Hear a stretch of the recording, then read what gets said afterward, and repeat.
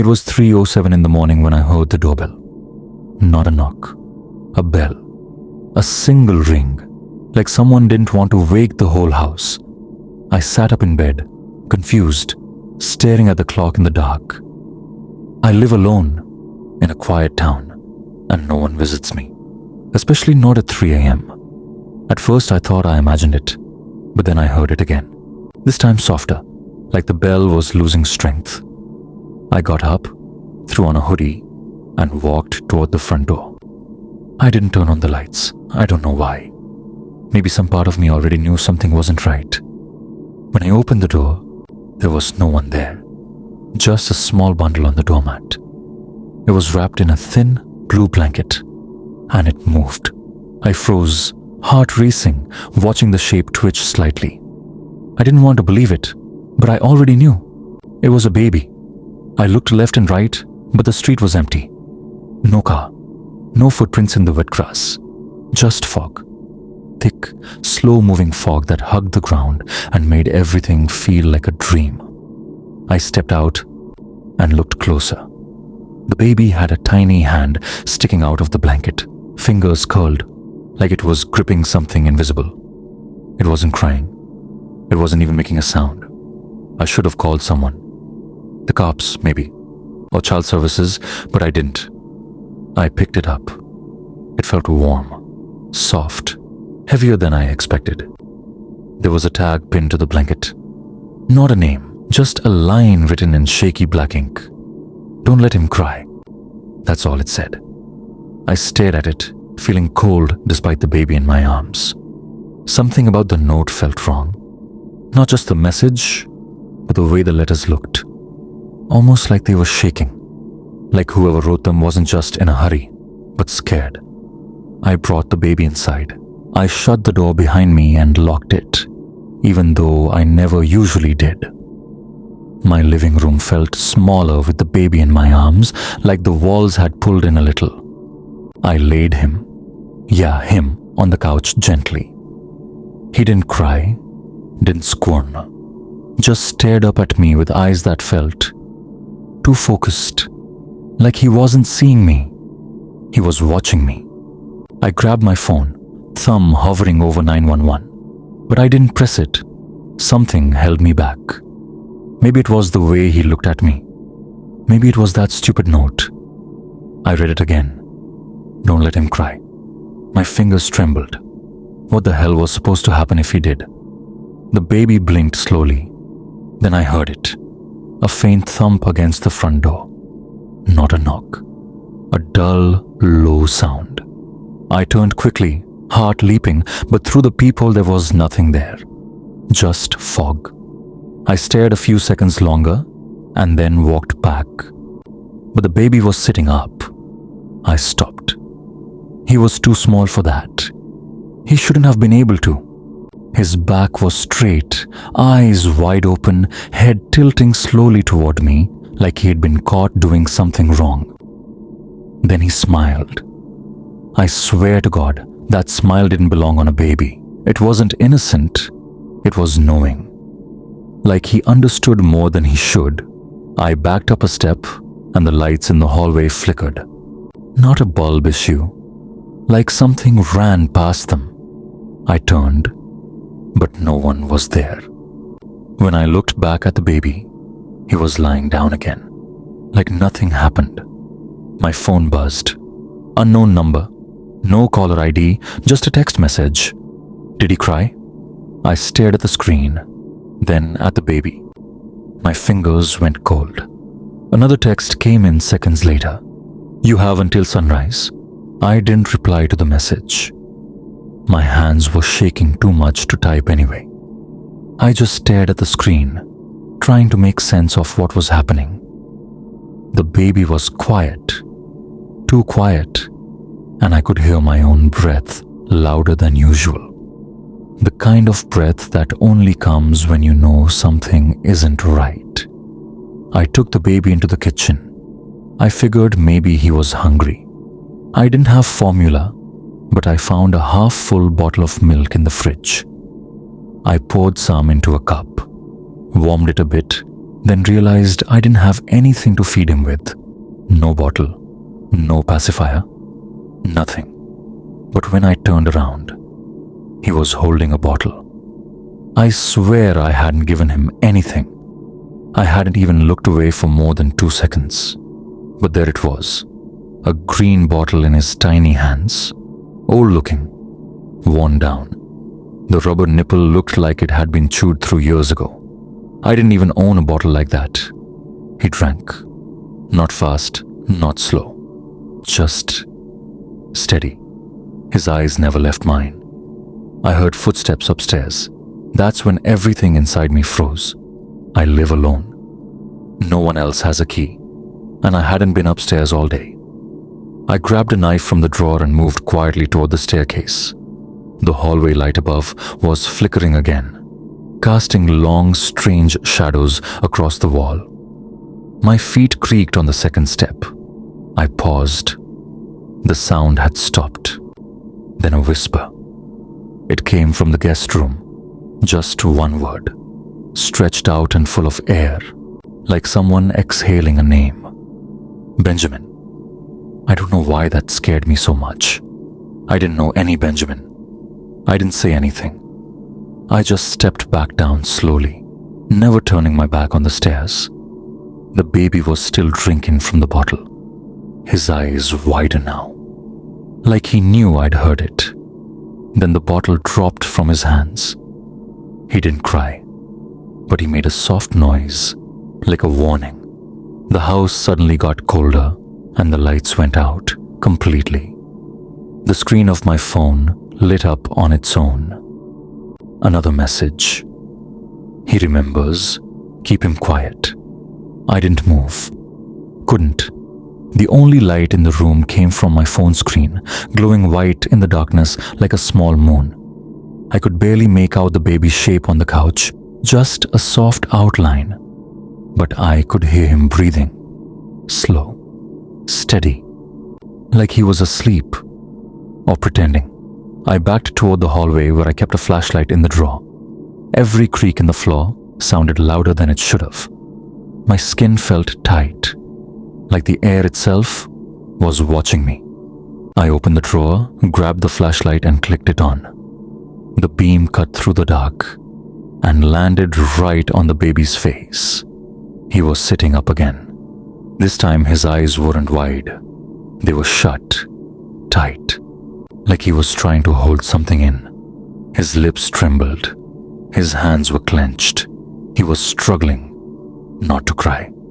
I stepped forward, unsure what to do. That's when I noticed the wall behind him. There were scratches, long, uneven lines, 5 of them, like someone had dragged fingers across the plaster. They weren't there before. I knelt slowly, keeping my voice low. You okay, buddy? You all right? His mouth opened. Just a little. Enough for one tiny sound to slip out. A whimper. Not a cry. Just a whimper. But the moment it happened, the temperature dropped like a trapdoor had opened beneath us. I could see my breath. The flashlight flickered, and from upstairs, a loud thud echoed through the house, followed by the unmistakable creak of someone stepping onto the stairs. I grabbed the baby without thinking and ran to the hallway closet. I pressed my back against the wall, shut the door gently, and killed the flashlight. Total darkness again.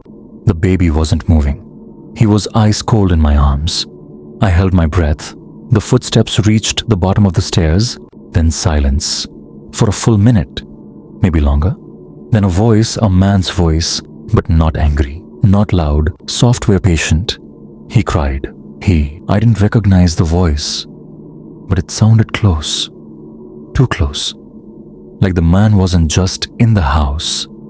He was right outside the closet. I didn't dare breathe. The baby was stone still in my arms, but I could feel a low vibration through him, like a quiet hum inside his chest. His head tilted slightly, his tiny ear pressed against my ribs, like he was listening too. The silence outside dragged on. Then the doorknob turned.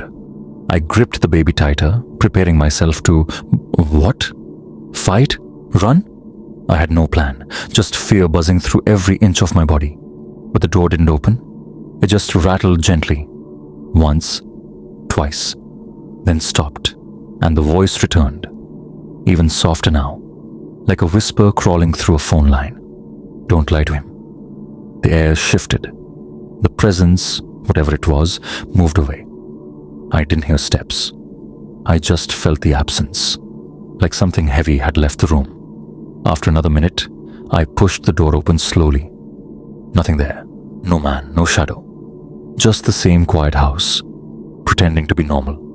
But on the living room wall, something had changed. Words, written in black, smeared like soot. He'll ask, tell the truth, or he'll remember everything. The baby stirred. His eyes opened, not sleepy now, but sharp. And then, for the first time, he spoke.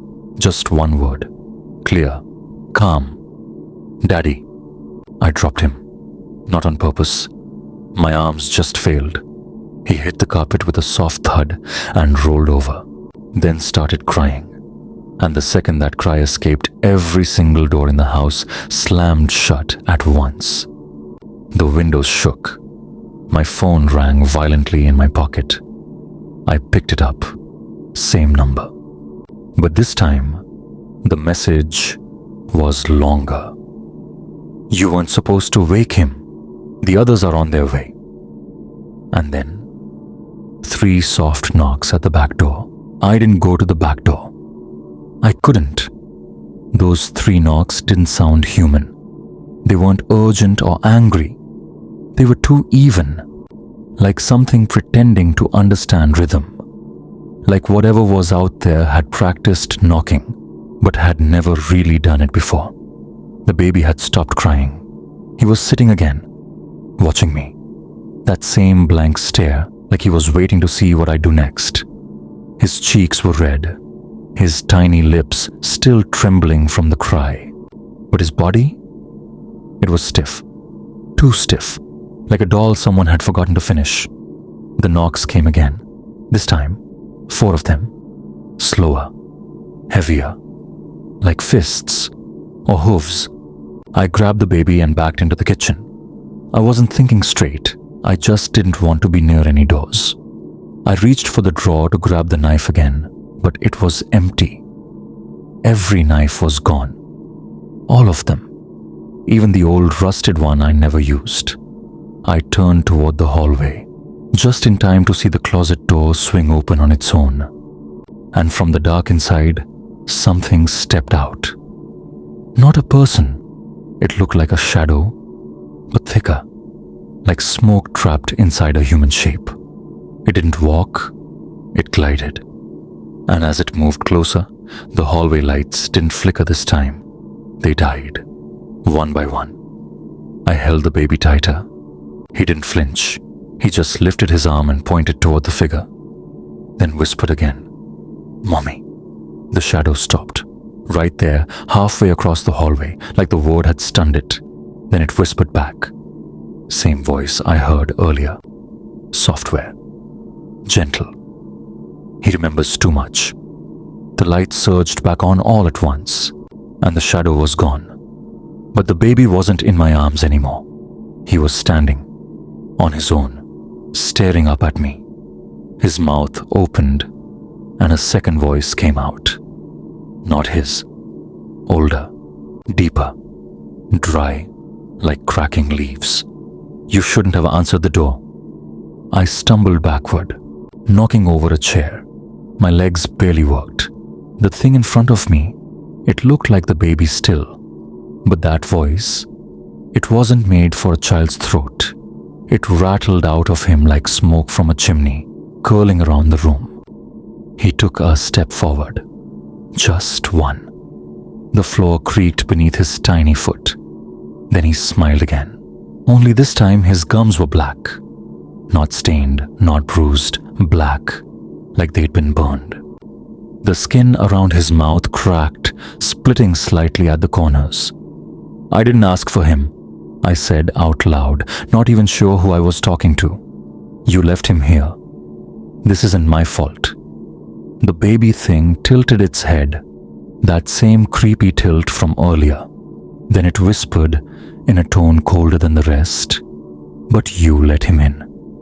And that's when I remembered I had opened the door, not to be kind, not because I cared, but because curiosity won. I let him in. The room darkened again, and behind me, the front door creaked open on its own. The wind rushed in, but it wasn't cold. It carried a smell, not one I recognized, not exactly. Old wood, damp earth, and something else, something rotten. I turned around slowly. Standing just beyond the threshold were two more figures, taller, thinner, like human silhouettes carved out of fog. They didn't move, they just waited. The baby turned toward them and reached out both arms, but he didn't walk over. He floated, his feet lifted off the ground like he was weightless. His eyes glowed faintly as he drifted toward the door. And as he passed me, he whispered something so low, I almost missed it. He knows now. The wind died the second he crossed the doorway. And the figures? They didn't leave. They stepped in. The moment the figures stepped inside, the temperature in the room didn't drop. It shifted. It wasn't just cold, it was wrong. The air felt thick, like it was pushing against me, pressing down on my chest. I could hardly breathe, and I could feel the walls closing in around me, not physically, but in my mind. The baby, if it was still the baby, was gone. There was no sign of him. But I didn't feel relieved. The quiet was suffocating, heavier than it had been before. Then one of the figures spoke. It wasn't a whisper this time. It was clear, deliberate, and its voice was old. Too old. You should have stayed away. I didn't know who it was talking to. Me? The baby? Whoever was left? My heart pounded in my chest, but I didn't move. I couldn't. Something held me in place, something invisible but real. Like there was a hand wrapped around my throat, pulling tighter with every breath. The second figure shifted. It didn't speak, but I could feel its attention on me. I felt it behind me, like someone watching me through the back of my head. The room seemed smaller. My ears rang, and the walls were pulsing in and out as if the house itself was alive, breathing. And then, click, the baby's bottle. It rolled across the floor on its own, stopping right in front of me. I stared at it, my mind fighting to make sense of everything that was happening. The bottle shouldn't have been there. I hadn't touched it, but there it was, sitting in the middle of the floor, the nipple staring back at me like it was waiting.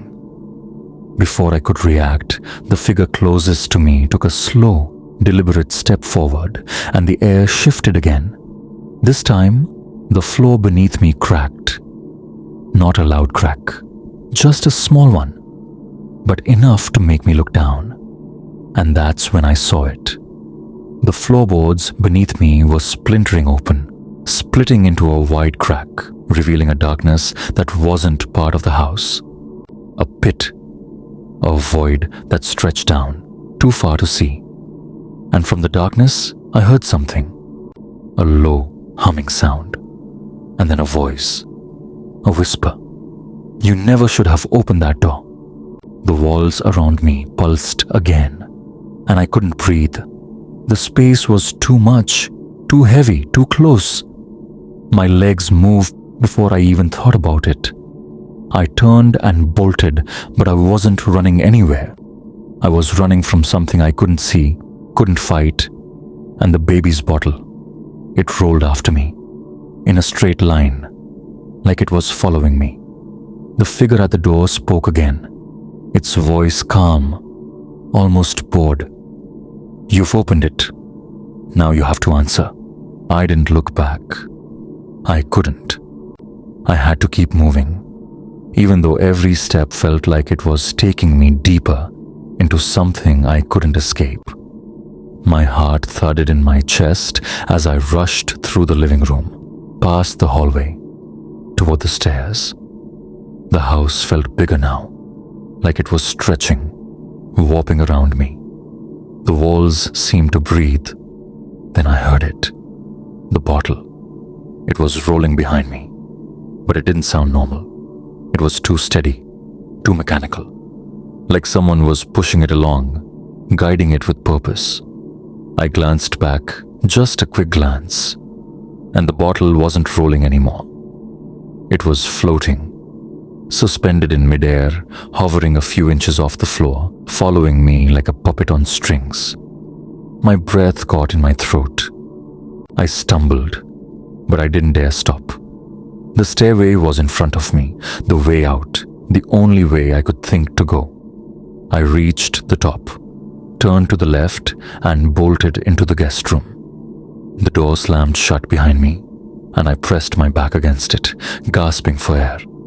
The baby was there. He was standing in the middle of the room, no longer sitting, no longer lifeless. His eyes were wide open, glowing faintly, and he was smiling. But not in the way a child smiles.